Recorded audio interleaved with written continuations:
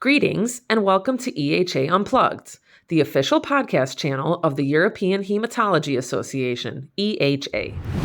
As we know, acute promyelocytic leukemia is a rare subtype of AML and accounts for about 10% of cases, 10 to 15% of cases, and we can think that in Europe we have APL diagnosed in about 450 patients per year. In APL, the T15-17 translocation and the PML RAR rearrangement play a significant role. And the leukemogenic activity of this rearrangement is based on the retinoic acid receptor alpha, which is rearranged with PML. And this induces a repression of RAR target genes and the differentiation block, which is typical of the disease. On the other hand, PML rearranged to RAR loses its activity on senescence and apoptosis, and the result is then an increased self-renewal. For this disease, we have for the first time, we've had some years ago now, for the first time, a targeted treatment, which is based on two drugs which are able to target the two moieties in the translocations, ATRA, targeting this retinoic acid receptor alpha, and arsenic trioxide, which targets PML. The result of the treatment of the combination is the activation of differentiation due to pharmacologic doses of ATRA, and also the reactivation of apoptosis due to the activity of all-trans retinoic acid. Few additional mutations have been described in acute promyelocytic leukemia, and this is also due to this strong leukemogenic activity of the translocation. Some mutations in RAR alpha and PML genes have been rarely described, and these mutations have been associated with resistance to ATRA and also to ATO, also giving also a reason for the importance of these two moieties. The outcome of APL has been improving significantly over the years. The pre-ATRA era, where the prognosis of APL was about 20% survival at 5 years. With the addition of ATRA to conventional chemotherapy starting in the 90s, we have seen a significant improvement in survival. And in this situation, high-risk APL have been defined. These were cases of APL with increased white blood cell counts, over 10,000, and these patients had a significantly inferior prognosis when treated with ATRA and chemotherapy, which was idarubicin in most cases. Later on, with the development of the combination, chemo-free combination of ATRA plus arsenic trioxide, outcome significantly improved starting in 2006. And this was the time when the ATRA-ATO combination was used for patients relapsing after conventional chemotherapy plus ATRA. Later on, we've had approval of ATRA-ATO as standard treatment for APL. The pivotal trial, published in the New England Journal of Medicine in 2013 by an Italian-German collaboration, and the trial was led by the late Francesco Lo Coco. This trial was based on the use of ATRA-ATO for induction plus 4 cycles of consolidation versus AIDA regimen, which consisted of 1 induction cycle plus 3 consolidation with chemotherapy and 2 years of maintenance treatment. At 6 years follow-up, the chemo-free treatment was associated with significantly higher event-free survival. overall survival, achieving 98% with ATRA-ATO at 6 years versus 89% for the AIDA chemotherapy. This was associated with a significantly lower rate of short-term side effects, with a reduced probability of thrombocytopenia and neutropenia in patients treated with the chemo-free treatment, but also with an increased rate of leukocytosis due to the less toxic activity of ATRA-ATO, and also a higher rate of differentiation syndrome, and also with hepatic toxicity and QTc prolongation, which we learned to deal with later on. This trial led to the approval of the chemo-free regimen for standard risk APL in 2015 by first FDA and then EMA agencies. In this trial, MRD was incorporated, and we were able to show that patients receiving the ATRA-ATO combination, similar to what happens with AIDA chemotherapy, were all achieving MRD negativity after the third consolidation. The kinetics of ATRA-ATO was a little bit different from that of AIDA, in the sense that patients treated with ATRA-ATO, some patients were still positive for the PML RAR-alpha rearrangement after induction, but they all converted to MRD negativity after the third consolidation. And this then resulted, as you see here, in a significantly lower probability of relapse, only 1.7% in patients treated with ATRA-ATO versus 15% in patients treated with the AIDA chemotherapy.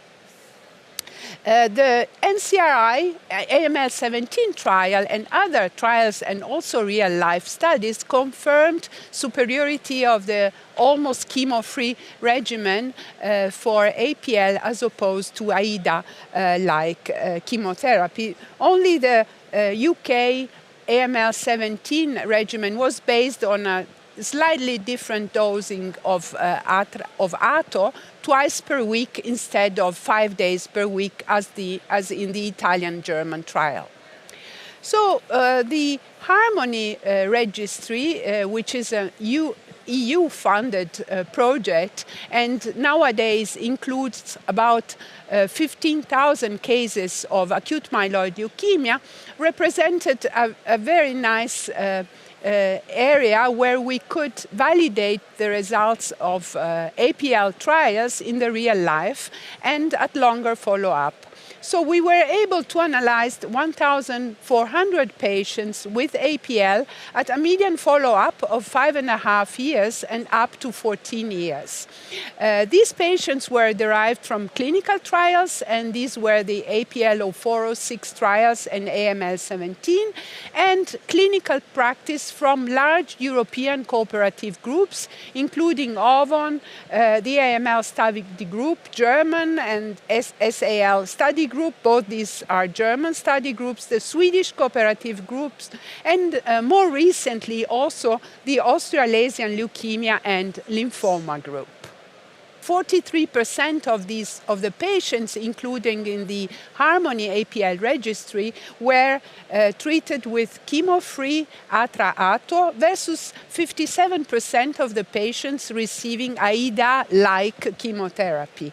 And 37% of the patients derived from clinical trial versus 63% from clinical practice. So we were also able to compare outcomes of these two patients. It is very clear a significantly superior outcome for patients treated with the chemo-free regimen. And the survival of patients treated with ATRA-ATO reached about 90% at 10 years versus 78% for AIDA-like chemotherapy. This was, of course, associated with an improved event-free survival and a reduced cumulative incidence of relapse, which is about 4% for ATRA-ATO versus 14% for AIDA-like chemotherapy. And among variables associated in the multivariable analysis for survival, for most outcome measures, ATRA-ATO treatment remains an independent prognostic factor for survival, overall event-free, and also for cumulative incidence of relapse. Other important factors are age, over 50 and even more over 70 years, a high risk score, and the clinical practice scenario. We really think that evaluation of these outcomes is also important for the AIDA-like chemotherapy regimen, since we know that this regimen is still used in many middle to low-income countries. But however, we took advantage of this cohort to look more specifically at patients treated with ATRA-ATO. Despite a higher incidence of differentiation syndrome, which accounts in these patients for about 10% and was associated with higher white blood cell counts and also higher age, there were no differences in event-free survival, overall survival, and cumulative incidence of relapse in the high versus standard SANS risk score. So for the first time, we have a regimen where high white blood cell counts do not play a significant prognostic role. And we saw also improved outcomes in clinical trials as expected, where also reporting is more accurate versus clinical practice. And however, outcomes were better in during the first years where the clinical trials were performed, as opposed to more recent years where we have more patients treated in the clinical practice scenario. So since this is a disease where we now achieve really long-term survival and high probability of survival, survivorship issues become very important. And the GIMEMA group with Fabio Efficace also devoted a lot of effort to study quality of life in APL. And what they were able to show was that the physical component of quality of life, including dyspnea, fatigue, and physical functioning, was also significantly improved in patients treated with ATRA-ATO as opposed to patients treated with the AIDA chemotherapy. And when looking at the patients receiving ATRA-ATO versus those in the general population not having APL, not receiving any chemotherapy, the physical functioning of these patients was similar to that of the general population, if not better. One particular issue I would like to point out is secondary leukemias, which are part, of course, of the problems that we see in patients who receive chemotherapy for a primary tumor. And after APL, treated with AIDA chemotherapy, there were about 2% of secondary leukemia onsetting at about 2 to 3 years from the APL treatment. And this was in the AIDA epoch. With ATRA-ATO, we don't really see secondary leukemias, and just few cases have been reported by the literature. So there are still, however, some open issues. One, I would say the most important, which still affects survival in these patients, is early death.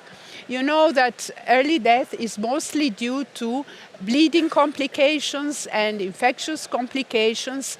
Bleeding complications due to the disease itself. We know that there is hyperfibrinolysis in patients with APL. There is activation of endothelial cells, endothelial damage, and release of cytokines, which induce then differentiation syndrome and which induce also bleeding. So the rate of early death has been decreasing, but nowadays we still unfortunately have about 19% of early death. In the Harmony project we had a lot less, it was about 6%, but we should think that that is a registry and there is under-reporting in Harmony. And the second open issue I would like to discuss is high-risk APL. The ATRA regimen is not in label for high-risk APL, but we will see the results of the Apollo trial, which is a phase 3 randomized trial comparing AIDA like chemotherapy to ATRA plus 2 doses of Mylotarg. This is a pan-European trial. I have here a picture of a very nice statue from Lorenzo Bernini at Museo Borghese in Rome. Rome is the place where many APL studies were performed in the Gimema and by Francesco Lo Coco. And in this statue, Daphne, a nymph, escapes from Apollo by transforming herself into a laurum tree. In our case, Apollo wins. The Apollo trial showed a significant advantage for the chemo-free regimen, also in high-risk APL. The last issue is oral arsenic. We know that oral arsenic has been used in many Chinese studies and also in the clinical practice, also by Australasian, by the APL Asian Consortium project. And this is a total oral combination. And you see here a very prolonged overall and event-free survival for patients treated with the total oral combination. This combination is particularly attractive for consolidation treatment, since, of course, we need to see, during consolidation, we need to see patients less in our outpatient clinics, and this will be we will save a lot of resources if the results would be confirmed. And I would like to thank all my collaborators. So I think we have time for a few questions. So just one question. What do you think about the possibility of arsenium to penetrate blood barrier for meningeal localization of the disease? Yes, actually it has been shown that arsenic trioxide penetrates the barriers, and so we don't see many extramedullary relapses in patients treated first line with arsenic trioxide. I think that this is an issue that we will have to deal with more with high-risk APL. So we are going to analyze our data on the Apollo trial, also looking into that. I can tell you that so far there is not, also the rate of early relapses up to 2 years of follow-up is decreased in ATRA treated high-risk APL patients, and this includes also extramedullary relapse. But you're right, frequently patients who relapse do show CNS localization, but there will be a minority of patients with that complication, but with ATRA first line should be less.